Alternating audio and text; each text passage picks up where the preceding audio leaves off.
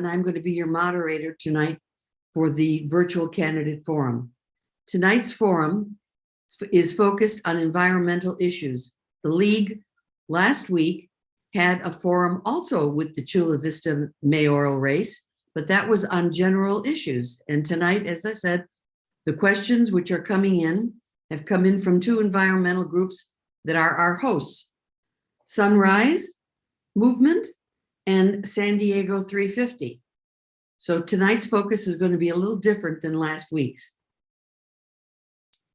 Also, because we have the privilege of having Spanish interpreters who were just introduced to you, we are going to try to speak a little bit slower, ask the questions slower, and we've asked our candidates to also do their responses a little bit slower. As you know, the League is very proud to be nonpartisan, neither supporting nor opposing any candidates or political parties. I do not live in Chula Vista, so I am nonpartisan as well in this particular race. We have asked our candidates to keep to the issues of their positions rather than any personal attacks, and to please be civil. And they certainly were last week, so I'm sure we could express the same thing, expect the same thing from them this week. I want to take one quick moment to make sure that everyone knows about Voters Edge. Voters Edge is a great League service that allows you to use your address to get a personalized ballot, to get in-depth information on the candidates and the measures and who supports them. And most importantly, it helps you check where, how, and when to vote, and to keep track of your choices. And we have asked our candidates to put all their information at this website so you can check it. And it's called votersedge.org, California. Very good. Now, the questions were submitted beforehand by the forum. And as I said, they were submitted by San Diego 350 and Sunrise. Tonight, assisting me and who have helped with organizing all the questions are our question screeners, Jane Andrews and Stephanie Sontag. And from San Diego 350, Rita Clement. And our timekeeper tonight from the League is Michelle Morgan, and our Zoom administrator is Kim Knox. And as I said, this is a forum for the mayor of Chula Vista. And our two Spanish language interpreters are Andrea Roja and Mario Garcia. So thank you very much for that special thing we're having tonight. The candidates are each going to have 2 minutes for their opening statement and 2 minutes for a closing statement, and only 1 minute to answer the questions. And that's a little tricky because the questions are a little complicated. Now, we have chosen an order for them to speak tonight. So let me tell you what the order of our candidates and introduce them. First opening up will be Jill Galvez. Number 2 will be Spencer Cash. Number 3 will be Rudy Ramirez. Number 4 will be Amar Campo Najar. And number 5 will be Zanetta Encarnacion. So welcome to all of them. And I hope I can refer to you by your first names. All right, so let us begin with our opening statement. Gail, we have our host groups. Oh, that's right. I thank you, Kim. We do have our host groups that do want to say something. So perhaps we can start with our host group of Sunrise, Alex Ham or Karina Gonzalez from San Diego 350. Whoever would like to speak first, please go ahead.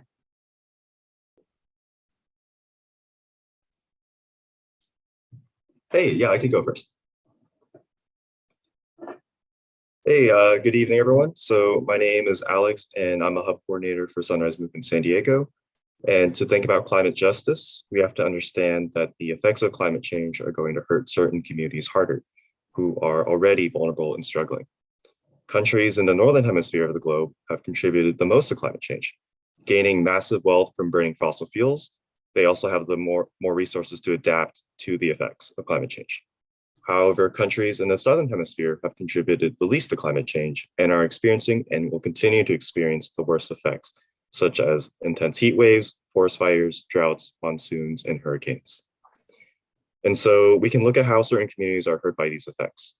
When we look at race, a study has shown that Black and brown communities generally live in formerly redlined neighborhoods, which generally have less trees and green spaces. Due to heat being absorbed on blacktop surfaces such as roads, these neighborhoods experience higher temperatures, which increase the risk for heat exhaustion and heat stroke.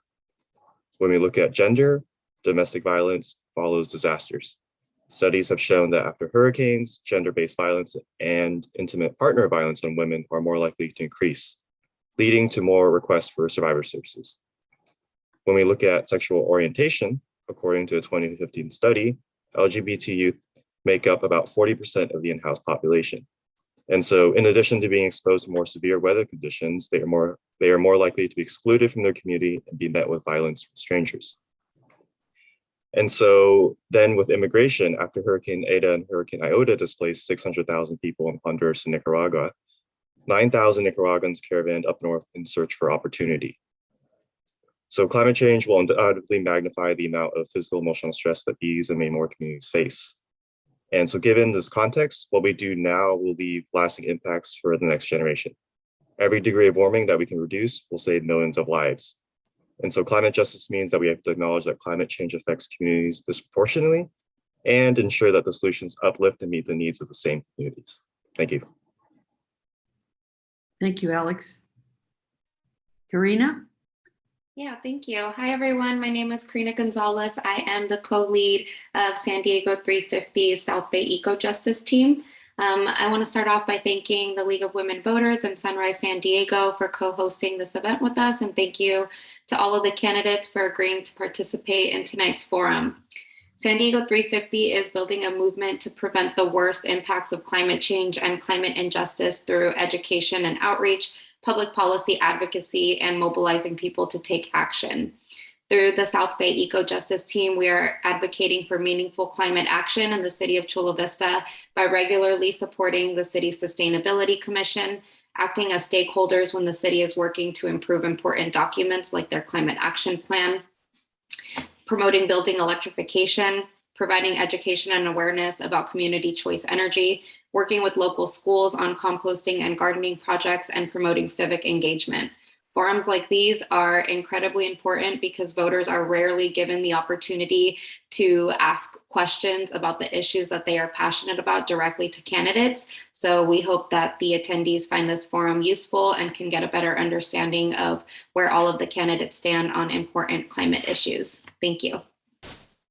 Thank you very much. Before we get started with the opening statement, Jill, I do want to mention that one of the mayoral candidates, John McCann, was not able to be here tonight because of a personal family health issue. So he will not be joining us. So now we can start with the opening statements, 2 minutes. We'll start with Jill, please. I apologize, Gail, I can't start my video. Kim? Perhaps Kim can start it for you. There we go. Okay, thank you so much. Oh, wait. And I can't start my video either. I want to remind all the candidates to go a little slower than our two guests just did, because I think the interpreters are going to have a hard time with that. So let's take our time this evening.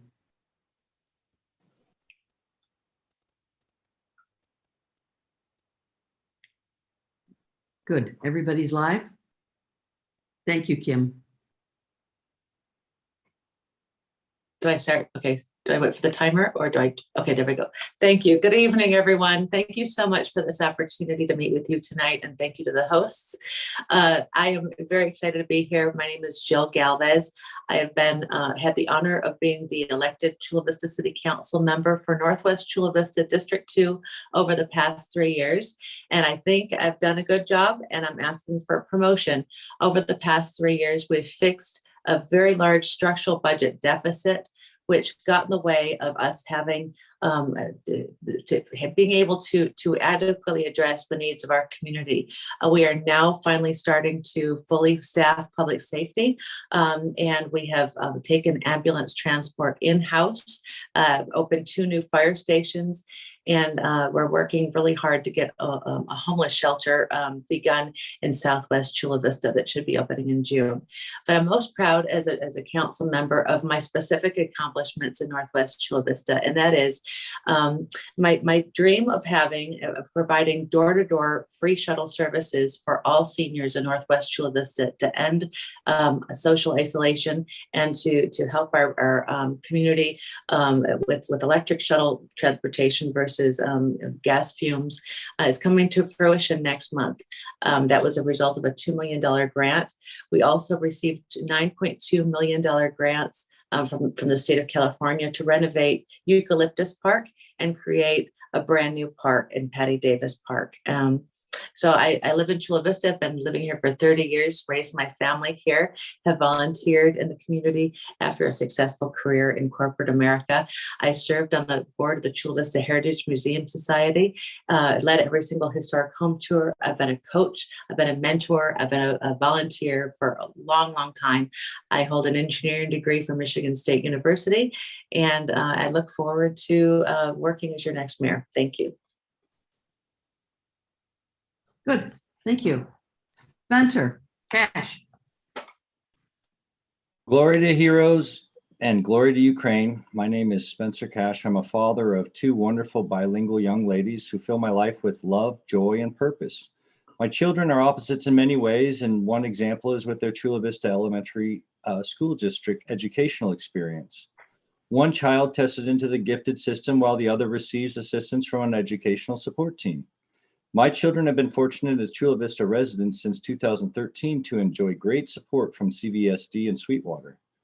For 15 years, I was married to a permanent resident alien and independently facilitated my spouse's legal migration to the United States. I am a middle son of 3 with one sister who was raised in a single-parent household in Phoenix, Arizona. My family is of exceptional importance to me. I am fortunate to share my children with my 2 mothers and brothers who reside in Arizona and a sister with her family on the island of Kauai. I can unequivocally state that I am the most experienced candidate to lead this city. There are many chameleons in the race who are trying to change into something successful. My education and history of proven success in war and peace places me at the master class of leaders at the worldwide level. I can brag about how 4-star generals and a former CIA director are my mentors, but I have chosen to demonstrate my leadership capabilities through direct action and accomplishment. Some of you have heard me speak about the war in Ukraine and how we as citizens can donate blood to help save a life. Others know that I'm hosting my 2nd Ukrainian family who walked across the Tijuana border in search of a life without war and indiscriminate killing.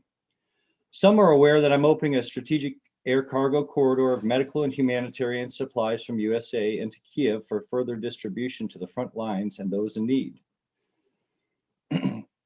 No one in this forum, well, some now, may be aware that I am helping to bring a telehealth capability to the camps for individually displaced persons in concert with former New York Governor George Pataki.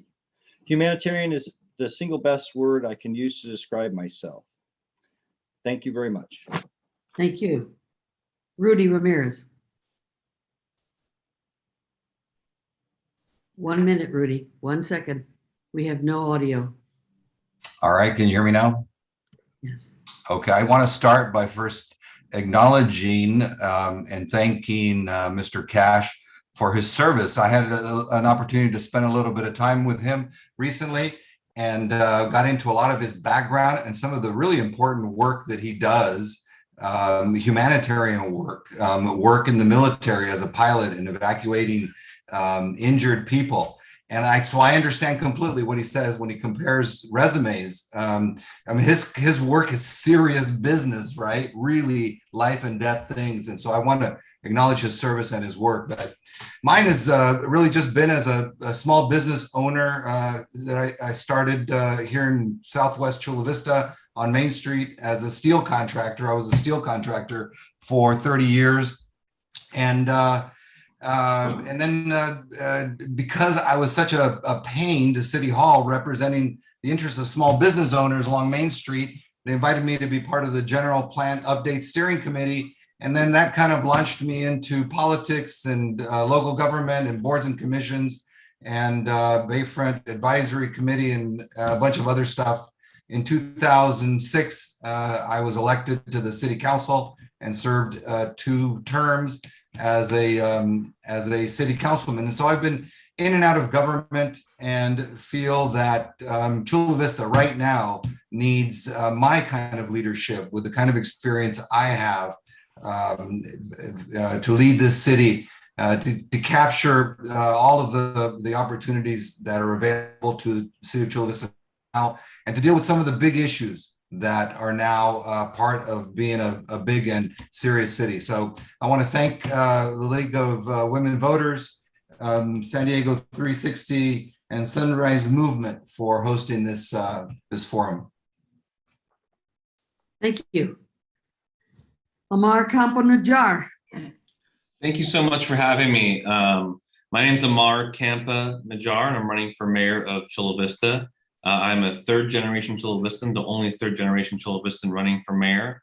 I'm one of the few candidates who grew up on both the west and the east side of Chula Vista. I grew up off of J Street on Woodlawn and Kearney with my abuelito Celso Campa, my mother, my brother, and my uncle living in a single part of a duplex. And then moved to Eastlake, where I went to Eastlake High School, Southwestern College, San Diego State University. And I'm one of only 2 candidates here tonight who actually can say that I am a product of our public education system. I think that means something, to be a part of this community, to have grown up and have roots here. And, I owe my story, who I am, to the neighbors and teachers and mentors and pastors and community leaders who invested in my life and allowed me to achieve my dreams and live beyond my zip code, and go work for President Barack Obama at the White House and at the U.S. Department of Labor, and work at the U.S. Hispanic Chamber of Commerce as an executive, where I learned the dynamics of the economy, both from the business perspective and the labor perspective, during some serious collective bargaining fights on the national level. I decided to come back and give back to my community, because that one-way ticket to my dream opportunities to DC that this community gave me was paid for by the people of Chula Vista who invested in my life. And it was a round-trip ticket. And now I'm coming back to give back. I think it's time that we stop recycling career politicians who have done good work in the past. But we're about to hear tonight all these things that haven't gotten done in the past 20 years. And you're going to hear people who've been in office who haven't done the job to get it done. So I think it's time for new, fresh, bold leadership to look at old problems in a new way, and someone who could bring all levels of government, federal, state, local, partner with the private sector to actually get the funding we need to make these investments in our city and lift up everybody's life. Thank you. Thank you. Zanetta Encarnacion. Thank you so much. First, I want to thank the Sunshine Movement, the League of Women Voters, and San Diego 350 for hosting this forum. I have almost 10 years of experience leading public institutions in the city and Southwestern College, making me uniquely qualified to lead the city on day one. I have also spent almost 2 decades serving the community as a leader that has brought people together to improve the quality of life and increase civic engagement. I have done the work in this community for almost 20 years without any intent to run for office. And it's my deep professional and community experience that has helped me understand policy's role in creating safe, welcoming, and thriving places for every member of our community. My key priorities are affordable housing, economic development, transportation, and infrastructure, with equity and our environment as the foundation to it all. What sets me apart from my opponents is my lived experiences. Being raised by a young single father, I struggled. And as a teen, I found myself living in the streets with other homeless youth at 13, eventually dropping out of high school at 16. If it wasn't for a community of folks who invested in me and supported in me, it still feels very surreal in every one of these forums because I get to stand here before you as a college graduate with my master's degree, and I'm halfway through my doctorate program. This lived experience as I carry with me. I know what it feels like to be the undesirable, the othered, and I have a weighty responsibility that I carry to make sure that I bring the voice of the other 13-year-olds out there and other folks who don't have the voice. That's why I'm laser focused on using policy and my platform to build an equitable, just, and thriving community in Chula Vista. Thank you. Thank you all the candidates. And now we'll start with our first question, which comes in from the Sunrise Movement and from San Diego 350. And I will start with Spencer Cash. Question: what is the largest environmental justice issue you believe is facing Chula Vista, and what action would you take as mayor to address that issue? Thank you very much.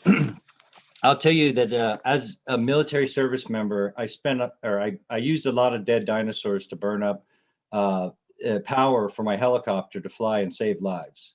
And that doesn't mean that I'm the smartest person on the environment, but I did hear one time that smart people surround themselves by smart people. So I intend to bring folks on and an advisor, particularly on the staff, that can lead up our environmental efforts, that is educated in this realm way more than I am, and to help bring all of the concerns forward so that we can start addressing these in a logical manner. Thank you. Thank you. Same question just to Rudy.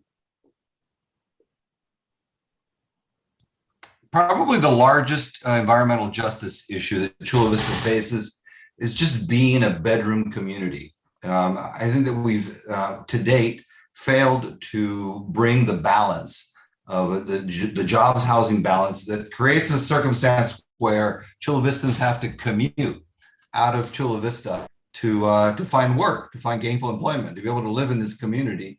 They need to get on the road and create a larger environmental footprint than most would want. And there's no reason for that. There's plenty of opportunities, I think, still for job growth and job creation in Chula Vista. And one of the things I want to be able to do through our University Innovation District and through the very many improvements that we're going to need to be able to make in Western Chula Vista to bring the housing and urbanize Western Chula Vista as it may be necessary. Thank you. Amar, same question. It's a great question. And, I was thinking also that the fact that we're a commuter town, we're a bedroom community with a housing problem, and the fact that we are, the worker city, not the business city, that hurts us economically, but also environmentally, because of all the people who drive up north every day and cause that environmental pollution. But the other problem that we don't talk about enough is the Tijuana River Valley. I know it's not in our city, but I don't have to tell anybody here, once that Tijuana River Valley evaporates, those toxins will become airborne and it will affect our community. To say nothing of the fact that the people who live nearby or work nearby the Tijuana River Valley, who are Chula Vista residents, and that is a problem that's fast approaching us and we have to get ahead of it diligently. So I want to work with a task force, federally, statewide, locally, and binationally to really deal with that issue before it becomes something that's airborne and toxic to many of our residents across West and East Chula Vista. Thank you. Zanita, the largest environmental justice issue. Thank you so much. So Chula Vista has been a leader in many ways, so we definitely need to build on the good work. But there is an article in the New York Post just recently that identified Chula Vista as the number 6th worst city for ozone pollution. And what drives ozone pollution is the emittance from vehicles on the road. And we just heard about the job housing balance. Probably hear us all say the same thing about that. We need to make people less reliant on their vehicles, and that means bringing high-paying jobs. It's having a landfill. It's the Tijuana River sewage issue that we have going on. And so that really, I mean, you could say one thing, but it's really a little bit of all of it. If you think about in the entire nation, we're the number 6th worst city. I think the primary driver of that is all 3 of those issues that I just laid out. And we need to really focus and be intentional on reducing all of them. Thank you. Mm-hmm. Thank you, Jill. Same question. Environmental. largest like- environmental issue. Thank you. I'd like to clarify Zanetta's point. We're actually not the sixth worst city. We're in the San Diego, Carlsbad, Chula Vista region, as being pointed out for the worst ground ozone layers. And that was from the American Lung Association 2022 study. And I do very strongly feel a sense of urgency to tackle this matter. That's why I initiated, designed, and then found funding for electric shuttle rides in a micro transit solution for seniors 55 and older in Northwest Chula Vista that starts next month. I also actually yesterday was asked to write a letter of recommendation to the company that we're partnering with, Circuit, so that Sandag can consider grants to provide the same sort of solution that we're providing in Chula Vista throughout the region. Microtransit, specifically electrified microtransit, is going to help alleviate a lot of that ground ozone pollution that we're experiencing. In terms of the Tijuana River Valley, thank you, Mark, for bringing that up. I am the co-chair of the US IBWC Citizens Forum. I've been co-chair for a couple of years now with the commissioner and have toured extensively the Tijuana River Valley and understand what's contributing to pollution on that side of the border. And so I've begun, oh, I'm done. Sorry, thank you. Thank you, Jill. Okay, next question. And that this time we will start with Rudy. Would you use the infrastructure funding that is available from the federal and state governments to counter environmental injustice? And specifically, how are you going to use the state and federal funds?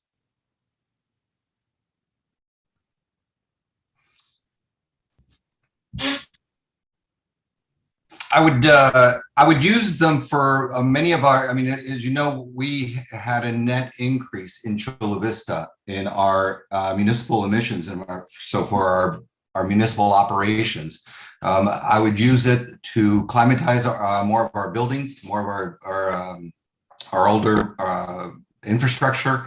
I would use it for our vehicle, our fleet, which is also a major contributor to the impacts that our own city operations have on the environment. And so I think it's important that the city of Chula Vista lead by example. And so that we need to be able to bring our carbon impacts under control in many of our municipal operations. I would use it to begin to think about how we transition our landfill into an area for economic development opportunities and reduce the methane that is produced at the landfill. So there's just a number of things off the top of my head. Thank you. Amar, how are you going to get that money and how are you going to use it? That's a great question. You know, sadly, whoever asked this question is brilliant because it's right at the heart of why I'm running. One of the things that I'm really frustrated about is I literally just talked to a member of Congress from San Diego 2 days ago, and they told me that this is the second year in a row that our mayor has failed to submit a request for earmarks from the federal government to be used in our city. And every year, the city of Chula Vista pays more federal taxes, all of us as citizens, than we get in services every single year. So as mayor, I'll make sure that we don't leave that money on the table and we do invest it in our infrastructure. We create green enterprise zones. We focus on developing carbon capture, retrofitting old buildings so that they're more utility efficient, and create a desalination plant, maybe by the bayfront, that is cost and carbon neutral. We do those things, we could provide clean water, clean air, and make sure that we leave this city better off for the next generation. But we're not going to do it by leaving money on the table and not asking for congressional earmarks. That is very frustrating to hear as a city. Thank you. Zanetta. I would echo not just the federal earmarks, but the city of Chula Vista has never gotten state dollars either. And so when the state budget was released, you saw all kinds of projects getting money around our county, and Chula Vista had zero. So yes, we have to have a bigger voice in our region and in our nation to advocate for those dollars. I agree with Rudy. We need to be a model as a city and make sure that we're living up to the values that we have by modernizing, making sure that we're having a green fleet and doing everything we can as a city. And then those dollars we can really invest in housing, making sure housing is being developed in transit corridors. So we're not developing, we kind of have this reputation of being good environment, but our action in terms of how we've developed land and how we've built housing kind of contradicts, right, our leadership, because we're building in a way that makes people reliant on vehicles. So we could use some of those dollars to really look at affordable housing in transit corridors, entry point market place housing, and I just saw the stop, so sorry. Thank you. Jill. Thank you very much. Now, being an elected official, you only have a 4-year term to get everything done. And I was very, very pleased that in 3 years, we did 2 of my major goals, which were $9.2 million in state grants to renovate our Chula Vista, Northwest Chula Vista parks, and also the $2 million in electric shuttle vehicles. One thing that I didn't finish is I'm trying very hard to come up with solutions to capture compost and enhance our earth on the site rather than just simply taking it to the landfill to compost. I had initiated a project with High Tech High, creating a beautiful front yard composter, and we had gotten all the way to the competition phase, and we were ready to do the design build phase when COVID hit. But I do very strongly believe that composting on site and encouraging neighborhood composting is a strong solution that we should be pursuing. I also would like to obtain federal funding to help capture some of the stormwater runoff that goes into our bay, mixing sweet water with salt water that can no longer be retrieved. I think that in the Time's up. Time's up. Thank you. Thank you. Thank you. Spencer. Yes, ma'am. On the infrastructure funding to counter eco-justice, I would absolutely use that. But here's the thing. We have 10 lawyers on the staff at the city. I've looked through all the staff and I don't see one grant writer on staff.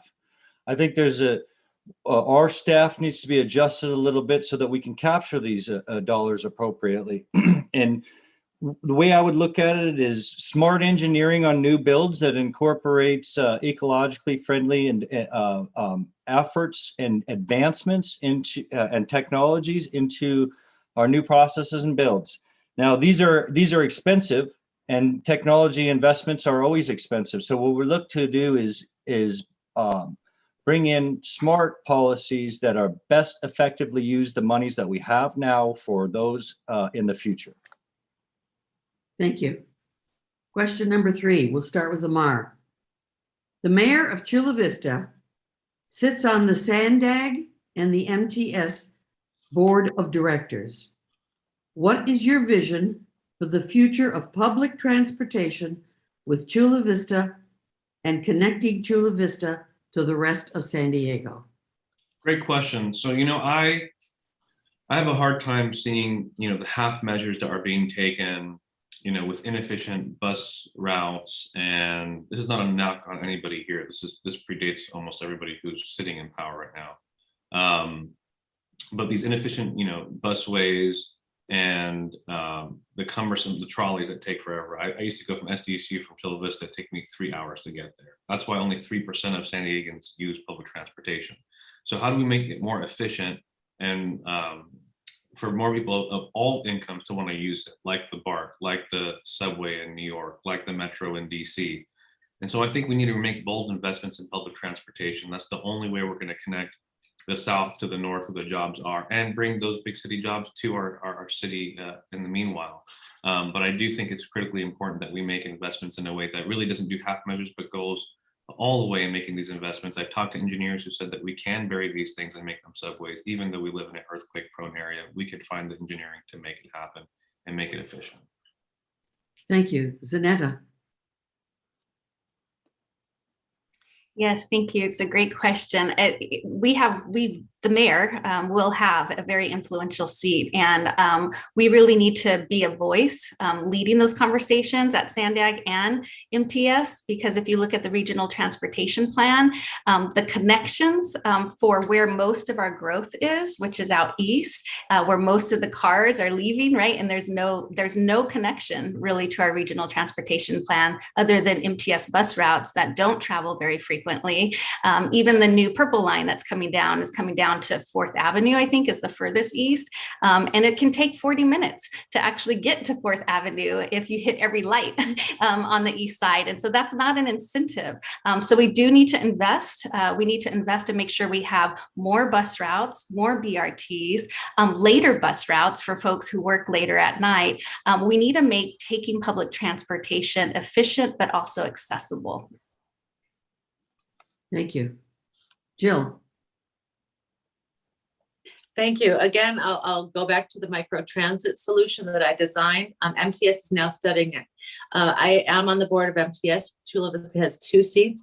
I also serve on the Sandag Bayshore Bikeway Committee, as well as the Sandag Regional Transportation Committee. So I say with knowledge and the understanding of where our boards are going and what is being supported by the region, in saying that buses are very expensive. We just, on the board of MTS, approved the purchase of new zero emission buses. They were $1.1 million each for one half of the cost of one bus, which needs to be replaced every 12 years.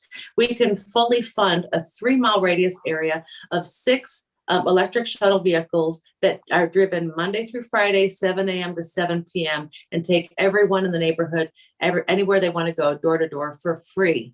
Again, let me repeat. For the cost of one half of one zero emission bus, which has to be replaced every 12 years. That does not include the cost of insurance, the cost of the driver, the cost of electric charging, any other cost, just the cost of the purchase price. We can basically do this twice, what we're doing in Northwest Chula Vista. And so for a full year. So I strongly and firmly believe that microtransit is the way to go. It's more convenient. Bus technology is old. We all carry in our wallets or our purses a geolocation device that should make transportation easy, and we should be taking advantage of that. Thank you. Spencer?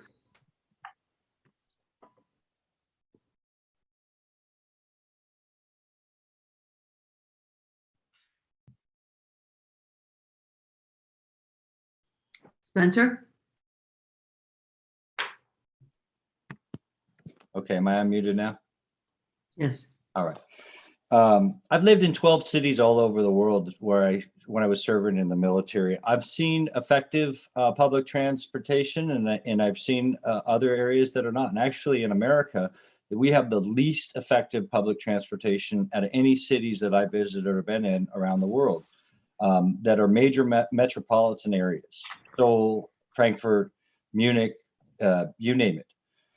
Now, I believe that what we need and what those cities have that we don't have is demand for that transportation that supports it, right? We look at our buses, how many folks are riding on the buses? Even when they're available, there's low ridership.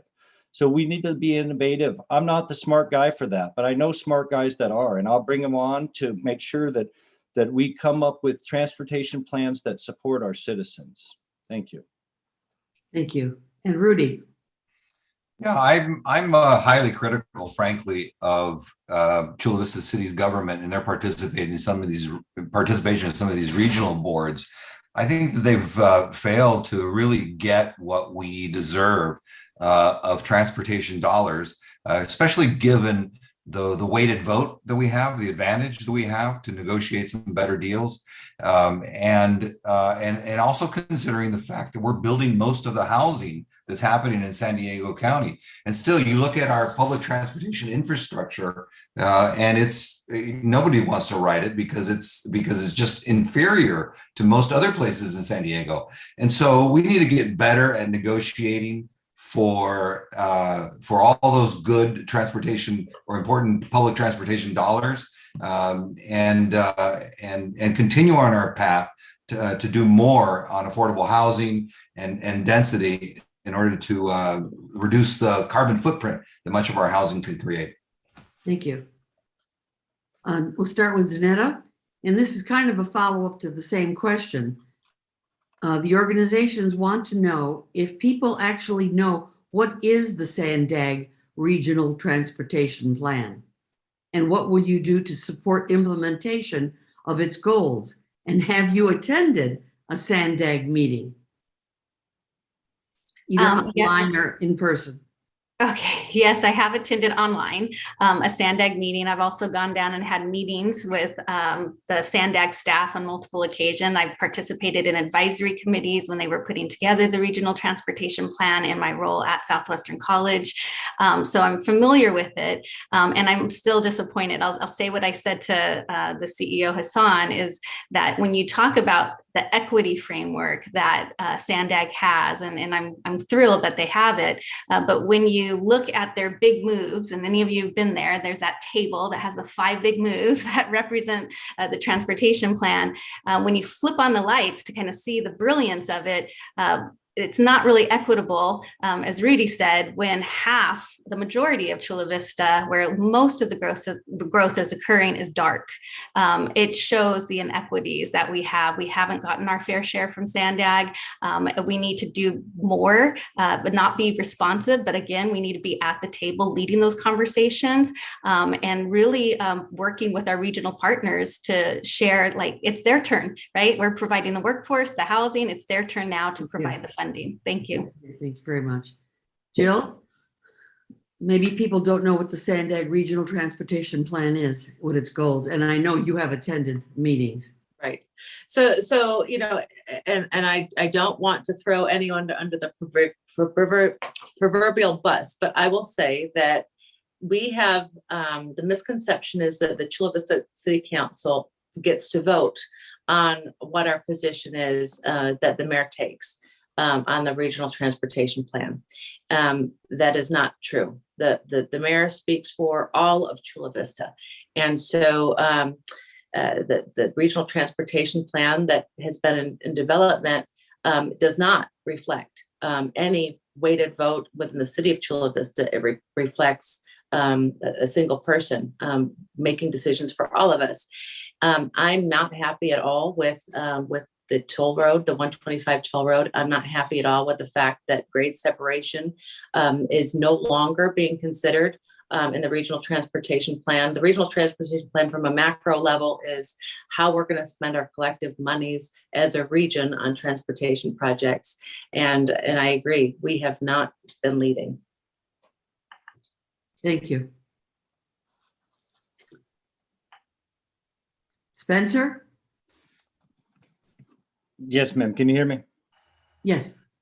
So I'm familiar with the regional transportation plan. I'll tell you at this juncture, and it's particularly what all the other individuals have talked about, it's not prudent even to sit in because the plan is not effective or support the city and the needs and the demands that they have. I can tell you going forward that as the mayor, I'll ensure that it encompasses all the needs of the city and that we adjust it appropriately so that things like the toll roads, we can affect that right now and maybe reverse some of the charges and have it available for free during rush hour, but pay all the other times. That'll increase people to use it. The more we use it, the faster it'll get paid off. But more importantly, we're short money, and I'll find monies and that we can use to help bring down that toll road and make it free for everybody. Thank you very much. Thank you. Rudy? Well, I mean, it's kind of a ditto on my previous comments. We just have not gotten our fair share. You know, we're doing the right things. We're growing in the right way. We plan to do more dense housing and urbanize in Chula Vista, which will have a significant impact, a positive impact on the environment if we do it right. But we need the support that we should be getting from these regional agencies, and so we need to be able to leverage all of the good work that we've done, leverage the good work that we can still do to get some of those tax dollars to benefit the residents of Chula Vista. Otherwise, I mean, we're the ones that pay the toll roads. You know, we're the ones that have to commute, and we don't get anything back for it. So so I would work very strongly to make sure that Chula Vista got its fair share. Thank you. Amar, same question on Sandag. Yeah, so I've met with Hassan, and we actually broke bread together during Ramadan recently, and talked to him about the big 5 moves, the completing the corridors, the transit leap, the flex fleets to get, you know, to fix the first and last mile issue that public transit sometimes still generates for folks with that last mile. And told them, you know, we're not getting our fair share, to everyone's point. And he told me that, you know, there's funding for Chula Vista, and Mary just has not asked for it. And so it goes up to, you know, to the north. And, you know, he told me there's enough money to put a 3rd rail on the Palomar trolley to make it more accessible. And for those of us who grew up in West Chula Vista and moved to East Chula Vista, and those of us who are Latinos, we know that most Latin Americans, Latino Americans, Mexican Americans, there's 2 borders we have to cross to have success. The first one is the border that we all know about, but then the next one is the one across the 805. And public transit will get us all connected together to give us all equal opportunity. Thank you. Thank you. Okay, question number 5. What are your plans to increase building performance standards with regards to decarbonization and energy efficiency, such as REACH codes? And I believe we are going to start with Zanetta. Thank you. Chula Vista does really good when it comes to REACH codes. If you take a look, we have a wealth of them. I think there's still more that we can do. Did you, Zanita, am I the one answering, right? Okay, sorry, I heard a noise. Maybe it was my, but what we can do is really, we have a climate action committee who's put together some plans on how we can do this. I think they're solid. I think they're still missing a little bit of a sense of urgency. And I think it's a really fine line that we have to really be looking at meeting the urgency. And I've said this in many environments, that the environment is the #1 issue, right? Because without a world to live on, none of the other issues are relevant anymore. But we also have to make sure that we're doing it in a way that we're also making sure that we're respecting and figuring out how to transition jobs as we move into new greener environments. And that all has to do with development and housing. But Chula Vista has done pretty good on our REACH codes. Good, thank you. Jill? Building performance and REACH codes. Thank you. I'll be honest, REACH codes can be punitive. They can be punitive in areas that folks can't afford them. And so you have to be very, very careful, especially in older neighborhoods in Chula Vista, where you have folks on fixed income, where costs continue to rise and people are being priced out of their homes. And so when it comes to any new REACH codes, you have to really, really be mindful of socioeconomic justice in implementing those REACH codes. Finding funding that could help. I prefer the carrot than the stick when it comes to any sort of building improvements, helping our residents make improvements versus forcing them to, because sometimes by being overly burdensome in the regulation aspect, you prevent people from making any changes whatsoever, and that that harms our. Oh, I just saw the stop sign. Sorry. Thank you very much. Spencer? Yes, ma'am. With respect to the REACH codes, I'm believe that what we need to understand is that if we're achieving the effects desired, and I would implement a task force or a committee to monitor and measure the effects of these codes, and new codes that we're looking at to establish, just like Jill had talked about, where the effects are and are we achieving it? Are there negative effects? And with planned building performance standards, as we move forward, we continue to adopt those ecological and environmental standards that support healthy green growth. Additionally, I would propose that we don't even look at the University Innovation District, but that we implement the Tech and Trade School District, which will bring in a awesome campus and support tons of employment for those that are training in the tech and trade school industry. Thank you. Thank you. Rudy? So we have an interesting dynamic in that we're not built out yet. We still have a fair amount of growing to do, some 20,000 residential units, potentially, maybe even more in greenfield development. And it's going to be a matter of working with developers so that as the technology evolves, that we're able to implement some of those codes and build some of those units.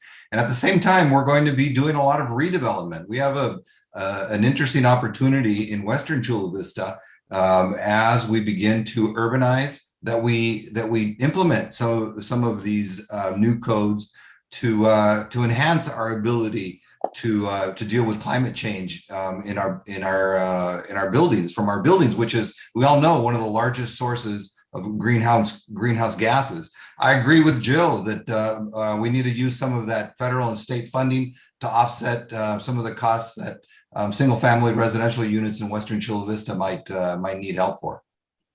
Thank you. Amar?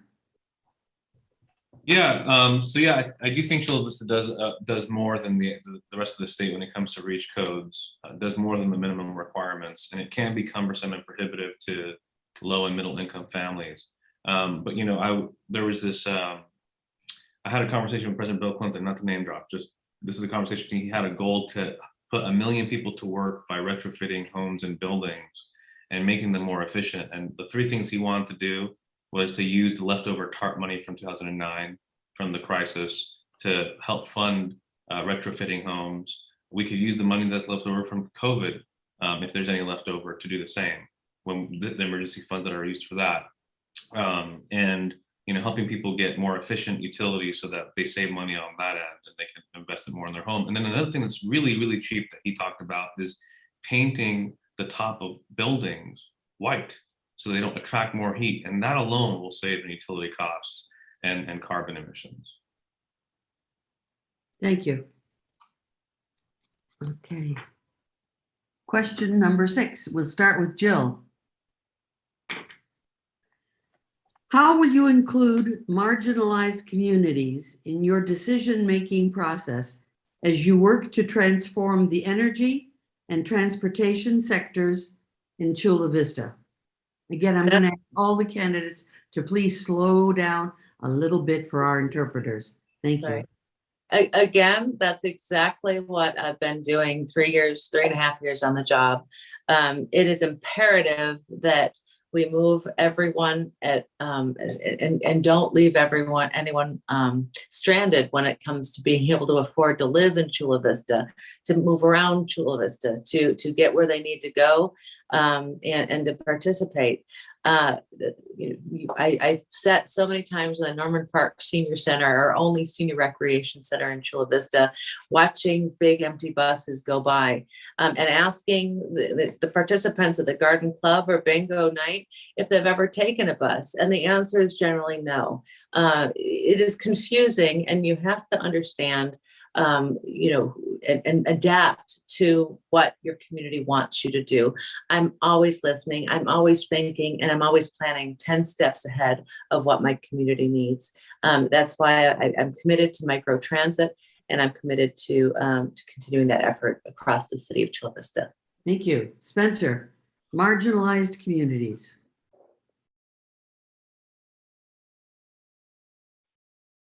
Spencer? Apologize, I thought the mute came off. That's important. That's an important question. And the lower home, the challenge here is the home values and ensuring that our folks that are less fortunate are able to find a path to prosperity. I will not lower other homeowners' values so that less fortunate can purchase. But what I talked about was the tech and trade school district. We'll create workers. We'll become the gem of the nation that creates workers who fix things, do things, and make things. And I'll tell you, a plumber makes more money, and so does an electrician, their first year than an average college student. And what we'll do is create workers who earn an income that can live in our community. The reason why those folks are leaving is because they can't earn an income in our community. And I'll provide a path for prosperity through the Chula Vista Tech and Trade School District. Thank you. Thank you. Rudy? I think it gets back to the funding. If we're not fighting for that public transit funding and all the other funding that we've sort of left on the table, then it's going to impact mostly our marginalized communities, the ones that may not have a choice in the way they commute. And so we're just going to have to get better at that, at representing those communities. I mean, we need to be able to bring them out too. They want to participate. People want to participate, but we have to meet them where they are, and we have to respect these communities. And when you look around and you look at some of the public transit infrastructure, let's just say we're looking at that, it's abominable. I got to tell you, most people would not choose to ride public transit given some of the infrastructure, just simply the bus stops. In Western Chula Vista and in Southwest Chula Vista. And so we just need to be able to do a better job of getting that funding so that those marginalized groups can be better represented. Thank you. Amar? Yeah, so, we talked about plumbers. I'm very proud to be endorsed by the plumbers and steam fitters. And having worked at the Department of Labor, I understand the dignity of a good paying job to help lift up marginalized people. And apprenticeship programs was my main focus there. This Earn While You Learn program, College Without the Debt, is a great way to help people lift them out of poverty and into prosperity, but also make sure that we invest in the new collar jobs, not just the blue collar jobs, the jobs of the future. And that's where the university will come into play. And my whole reason for running for mayor of Chula Vista, because I was a kid who grew up in West Chula Vista and was fortunate enough to have a grandfather who had owned a home in West Chula Vista and used that wealth when he passed away, wrote in his will to sell the home and move to East Chula Vista. But my goal is to make sure as mayor that a kid born today in West Chula Vista has the same opportunity as a kid in East Chula Vista to go to Chula Vista University when we get that university built. That's a big priority of mine. And so that regardless of your views, you have the opportunity to thrive and succeed with a good paying job or the ability to start your own small business. Thank you. Danetta? Well, I think in order to represent the marginalized voices, we have to know who they are. And there's so many different, right? Our immigrant community, our college student community, whose students are spending 2 hours on transit trying to get to and from college and then to work, our single parents. I would say it's an exercise of humble leadership to understand that you don't have all the answers. You don't know what every marginalized community needs unless you ask them. And unless you're meeting them, like Rudy said, where you're at, making sure that we are going out and asking the question, making space for people's voices, actively seeking the voices that we don't always hear, but we know are out there, and then using their voices to inform the decisions that we make. Then we can leverage who we are as policymakers in terms of advocating for funding. But we need to know who are those marginalized voices and what do they truly need. Thank you. Okay, next question. We'll start with Spencer. This is kind of a follow-up to the previous question. How would you as mayor work to promote the transition for impacted workers, such as plumbers and pipe fitters, as was just mentioned, to move from gas installation, for instance, to solar and other renewable energy jobs? Can I ask what a little bit of further on the question that you're looking to move? Well, how would you as mayor help to promote? Jobs? How would you help to promote that transition to help workers change over from gas installation to solar and other renewable energy jobs? Well, okay, go ahead and start. So we have a shortage of workers across the nation. That's just the bottom line. Everybody's hiring and nobody's working. And I think part of that, a lot of that is because we don't have skilled workers in the trades and technical industry. Everybody's toeing the line of a 4-year university. You know what? In San Diego County, we have enough 4-year universities, and there's not a single one, a state school, that's decided that it wants to come to Chula Vista, and because they're not going to come. And so the best way to do that is to look and train our workforce in the technology of today. So the Chula Vista Tech and Trade School District will also have tech classes in addition to the core trades that are normally made up with trade schools. We can add a ton of different opportunities for training, and they can cross over if they choose to. But I believe we're going to need pipe fitters and plumbers and electricians for the near future for quite a while. Thank you. Thank you. Rudy.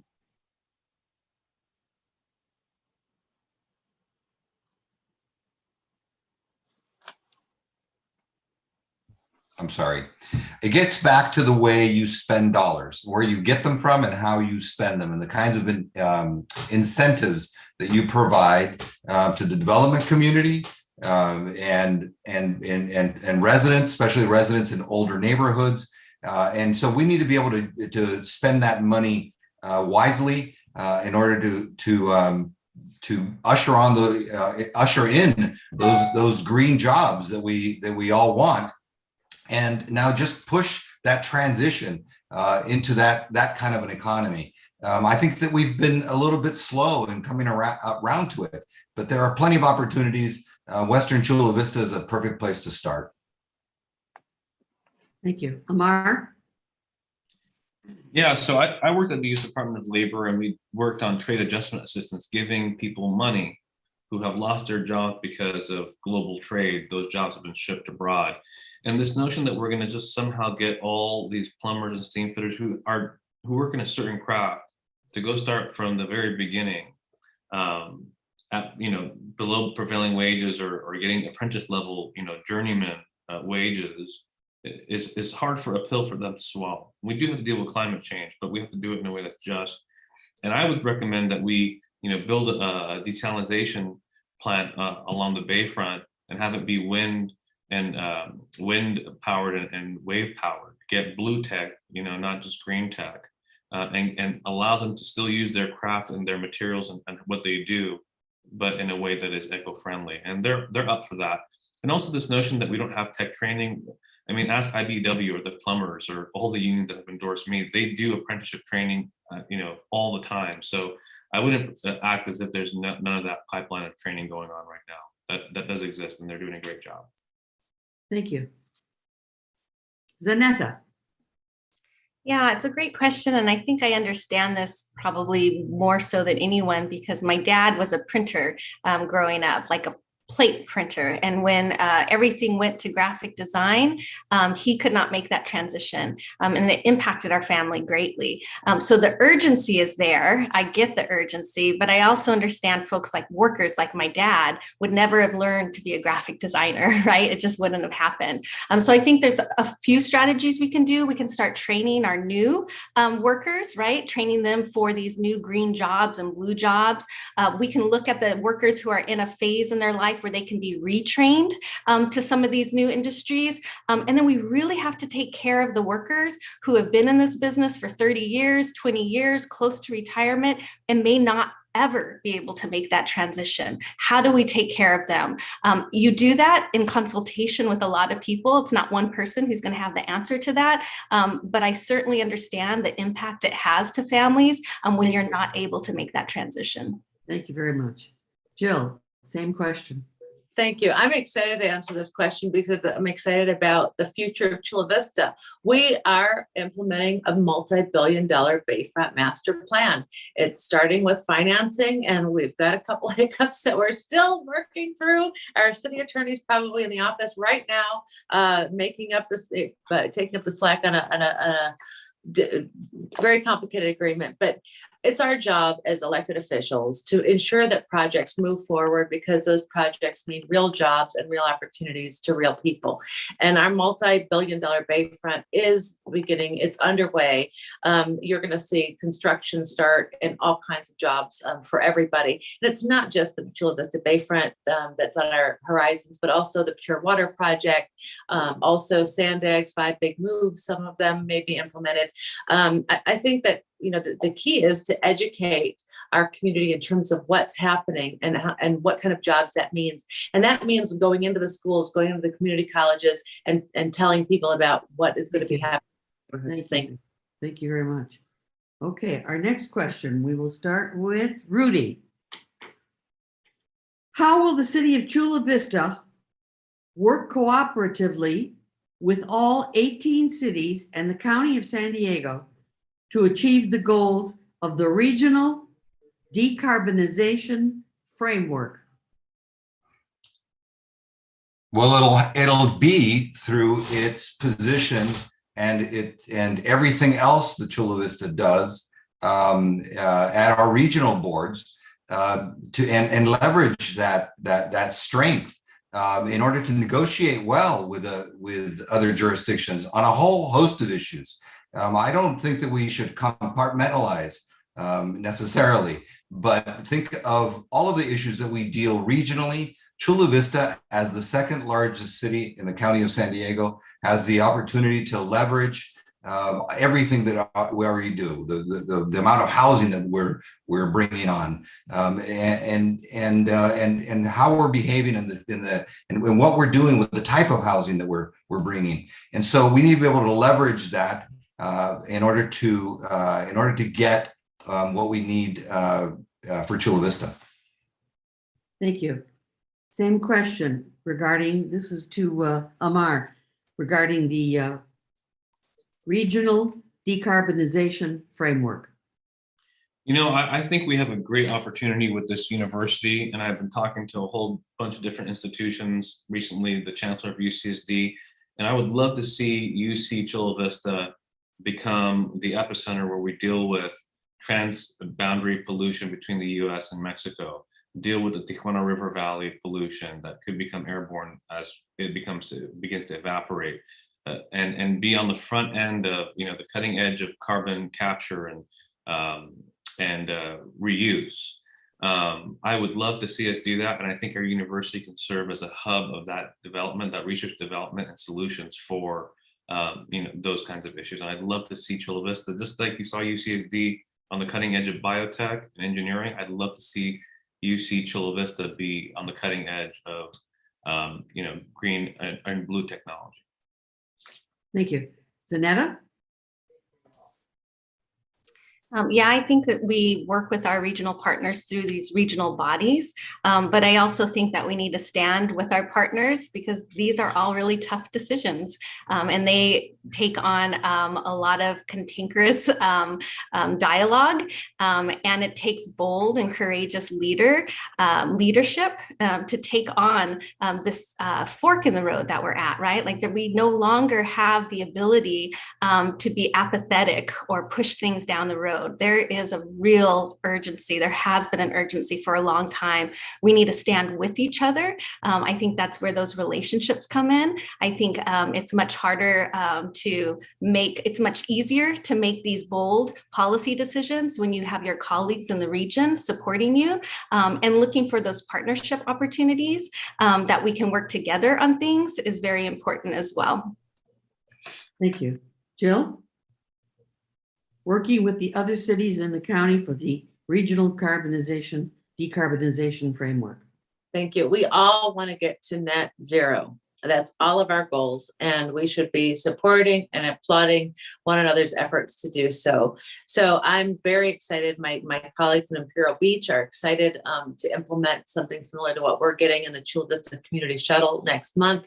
I'm hoping to help other cities in the region implement the same exact program, because what I want more than anything else is for someone in Chula Vista to be able to be picked up at their door by an electric shuttle vehicle, be taken to the trolley, driven, you know, by the trolley, an electric trolley up to La Jolla or down to IB, and then be picked up by another door-to-door driver vehicle, electric shuttle vehicle.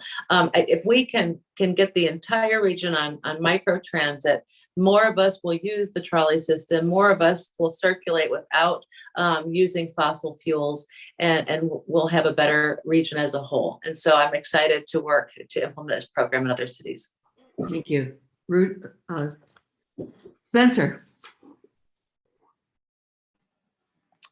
So with the 18 cities framework, I believe that we need to do our efforts in a fiscally responsible manner that supports the goals outlined in that framework, and ensure that costs are shared and as well as our advancements are.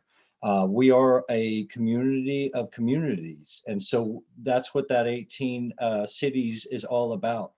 But what this takes is money. I spoke to that before. The technological advancements are expensive.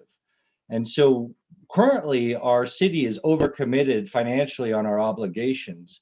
And what needs to happen is to rein in our spending and better apply our dollars for the best bang that we can get for our bucks. And I can tell you right now, that's not happening. So more effective use of our funds in a targeted manner that shares costs and is fiscally responsible across the board. Thank you. Thank you. I think probably this is going to be our last question before we do our final statements. So we'll start with Amar. I'm going to combine these two questions together.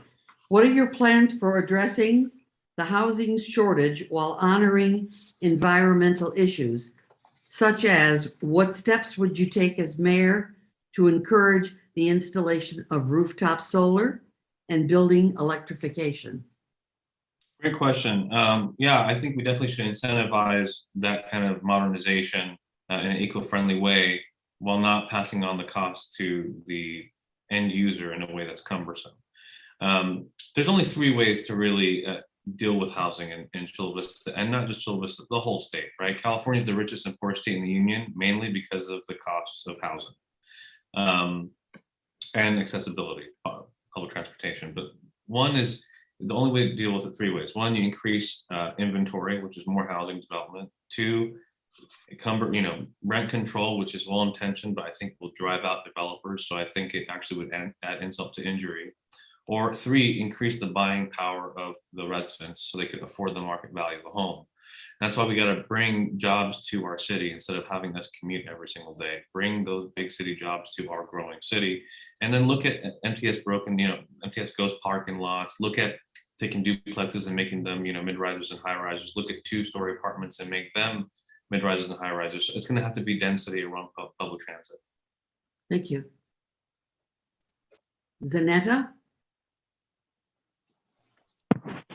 I think we can do a lot in terms of incentivizing and educating, incentivizing for new development and education and support for existing product. But I do think in terms of building, we do need to build where there's infrastructure in place to support. That's public infrastructure as well as community services.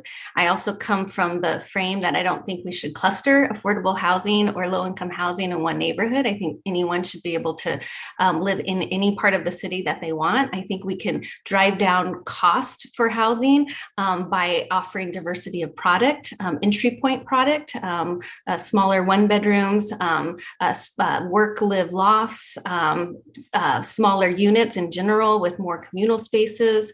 I think we can put a good mix of low income, affordable, middle income, and also entry point fair market value housing, and do it in the places that are appropriate. Thank you. Jill? I strongly believe that we need to streamline our building and permitting process, particularly when it comes to solar installations, as well as home additions, ADU builds, and things, new housing developments. The cost of a delay in a project cost ends up adding to the purchase price of a new home or the rental price of a rental unit. And those costs aren't easily seen up front. And I truly believe that our city could do a little bit better job in helping products get to market faster. Right now, we're even with the Bayfront project watching interest rates rise and seeing the cost of materials go up, and it's impacting, the future product that we're building. And so as a local government, we have to be very, very mindful of the costs that our delays and our no's cost the end user. Thank you. Spencer? Yes, hi. So increasing buying power is an important thing, and I've spoke on that before. And with the Tech and Trade School District, the 400 acres of land that have been sitting in Chula Vista waiting for a university to come very shortly, we can create modern family housing that supports students and other families, as well as low income and even homeless, that will provide a path to prosperity that is designed modernly with the eco and environment friendly supported, and as well provide those people that are in training to get the education that they need to be able to afford housing within our city. It's a win-win for everything. So they have housing during their training for both family and themselves, short-term in duration. They come out with skills and credentials that allow them to pay for the cost of living in the city. Thank you. Rudy. Well, it's a great last question because I think it kind of has the potential of summing up everything that we've talked about. Chula Vista has a very unique and important opportunity to be a regional leader. We still have greenfield development. We still have growth there, and we have very important redevelopment to accomplish. And we've gone through for the last hour and a half all of the various potential solutions that we know. We don't have technical issues in this arena. We know what we need to do. We need to be able to bring the political will to do it. One of the most important things that we need to think about in the revitalization of Western Chula Vista is existing communities and existing neighborhoods, and make sure that we're looking after community character and that we're assuring people that we're going to do the right thing. And if we can build that kind of trust, I think, and work with our community, I think that we can bring this all together and to be an example to the region, and then chase those dollars that we deserve for doing the right thing. Thank you, Rudy. Before our candidates then give their closing statements, I want to thank everyone for attending, and I want to thank our two host groups for coming up with some very interesting, technical, hard questions, which I think everybody would agree that our candidates did a great job in answering. I would like to remind everyone to make sure that you're registered so that you can vote in the primary. The date is June 7th. I would hope that you would attend more league events if you want more information on all the critical issues that affect our community. And on behalf of San Diego 350 and the Sunrise Movement and the League of Voters, I want to thank the candidates for running for office and attending our forum this evening. Thank you again. You are here tonight because you are following the League motto, don't just be a voter, be an informed voter. And now for the candidates' closing statements, you will each have 2 minutes, and we will begin in reverse order that we started in. So we will start with Zanetta Encarnacion. Close enough. Close enough. Thank you. Well, thank you everyone again for this forum. Thank you to the League for facilitating it. Chula Vista is on the cusp of greatness and ready to become the regional leader that we know we are and that the region needs. This will take new, fresh leadership and experienced and trusted leadership. Chula Vista needs a leader who has proven they have the community and regional relationships and trust to bring people together to tackle these tough issues that we talked about tonight and move our city forward.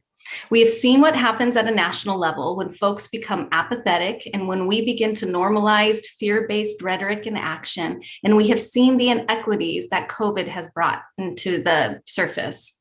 And although I've never aspired to run for office over the years, I am running to be mayor of Chula Vista because I feel a compelling responsibility to be part of building new, bold leaders ready to recenter policy and re-engage our public, because that is how we create the change we need.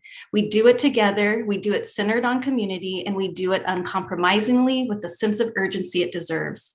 I'm proud to have the support of hundreds of Chula Vista businesses and community leaders from all over the political spectrum, because they know that I will put Chula Vistans and the city first. I'm also proud to have the endorsement from our local, regional, and state elected leaders who trust me to be the partner they need. And as a lifelong Democrat, I'm proud to be the only Democratic endorsed candidate in this race. For those of you who want to get more involved in my campaign, I'll put my website in the chat box. You can follow us on social at Zanita4, FOR, Chula Vista. Again, thank you for your time tonight. I'm excited for Chula Vista's future, and I hope you are too. Thank you very much, Zanetta. Amar. Yes, thank you all for having us tonight. The election voting starts 12 days from today, and we're not just counting the days, we're making every single day count at the Campa Campaign. So go to campacampaign.com. You can text me or call me at 619-721-5148. That's my personal number. And I'm very honored to be endorsed by the firefighters, the Neighborhood Market Association, the plumbers, which got some shout outs today, the domestic workers, the UDW members who are amazing.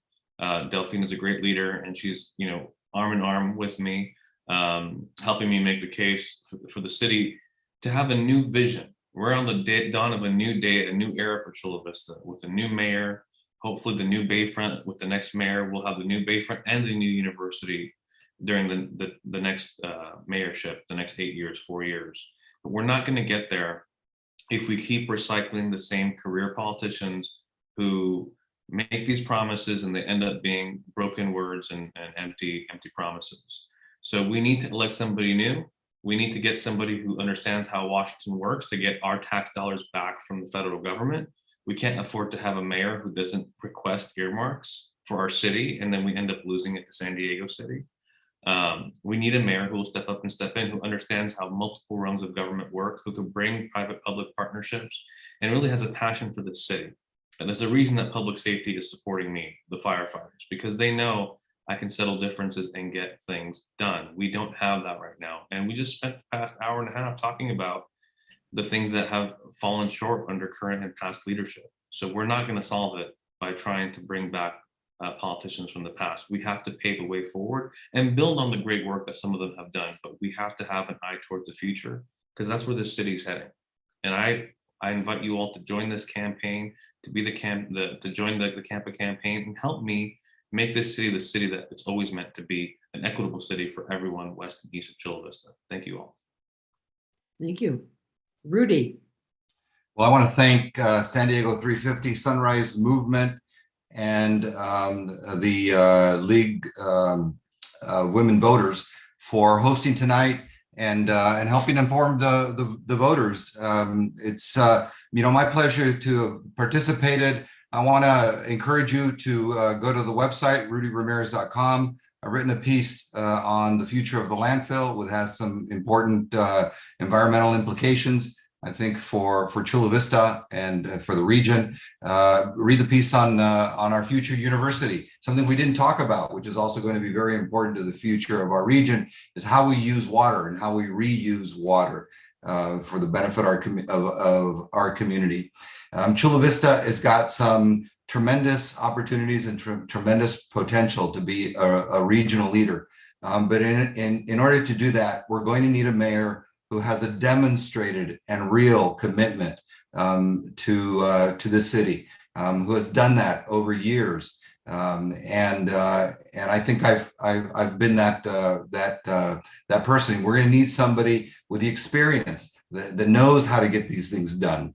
It's interesting and nice to think you believe you know what you're talking about, but if you haven't been there and you haven't dealt and you haven't sat in those seats in the past, it's going to be very difficult to really hit the ground running and achieve for Chula Vista what Chula Vista deserves and can achieve. And so again, I just want to thank you for participating, and I look forward to talking to you more on the future of Chula Vista and the great environmental work that we can do here as a regional leader. Thank you very much. Thank you, Rudy. Spencer.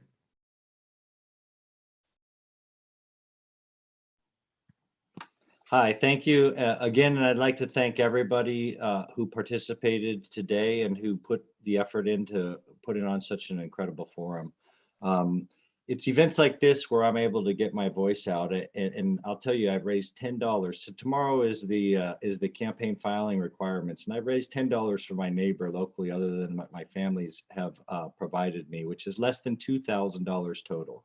I'm running on the least cost or least raised money campaign, and your organization has been tremendous in my ability to speak to the public. So thank you. As we talk about the city and the finances, the city's overcommitted, and we need to rein in that spending to ensure that we have spending available to effectively use for our environmental policies and procedures, and spending that we use forward as we go forward and grow the city. I'm the only candidate here that has a master's degree in Homeland Security, and that is a master's in running a city and a whole lot more stuff. So when you look at the budget, the overall city budget, that's almost $500 million, I ask, who has the proven experience to manage this monies and effectively ensure that the taxpayers' dollars are being spent? At Spencer Cash for ChulaVista.com, that's FOR, Spencer Cash for ChulaVista.com, my resume is posted there. I ask that you look at my accomplishments on my resume and the budgets that I have executed for the Army and the federal government flawlessly with my 24 years of service. I understand how big government works, and I also understand how little government works. I'm ready. This is my city, my forever city. I've lived in a lot, and I'm done with the military, and now I'm ready to take care of the city's finances and lead it in the future and ensure that we do it in an environmentally and ecologically safe way. Thank you very much. Thank you, Spencer. Jill. Thank you very much, Gail. You've been an excellent moderator, and this is a really wonderful panel.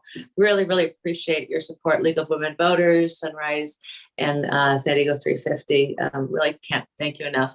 And it's been a pleasure listening to the comments of my fellow candidates. I'm excited about this race. I feel as if my entire life has been leading to this moment.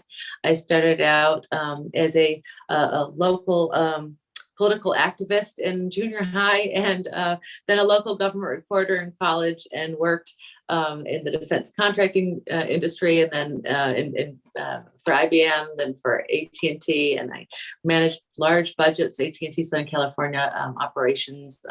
But my heart and soul is in this job. You know, my career is over, and now I get to do what I love. And what I love is taking care of Chula Vista day in, day out. I love making people feel included and important, because each and every Chula Vistan is included and important. We've got a lot ahead of us. It's absolutely true. We have the Bayfront unfolding. The university space is finally starting down the course of becoming reality. And I'm hitting the ground running. I've been a council member for 3 years, gotten projects done that I could only dream of making happen. And I'm ready to lead the 3 brand new council people on the council. We're going to have a brand new District 1 rep, a brand new District 2 rep that's never served before, a brand new District 3 rep, probably, if Councilmember Padilla is successful in his state Senate bid. And we have 1 council member that's been on the council for 2 years. So it's a team, you know, and I've led teams. I've led teams very successfully. I'm a team player. I do a monthly newsletter that's educated pretty much all of you on the issues that are going on in Chula Vista. And I intend to be the mayor that Chula Vista deserves. Thank you. Again, I'd like to thank everyone involved. It's a team effort to get these Zoom forums up. I'd like to thank our 2 interpreters who helped out. And again, to thank San Diego 350 and the Sunrise Movement. And please, everyone, register and vote in the June 7th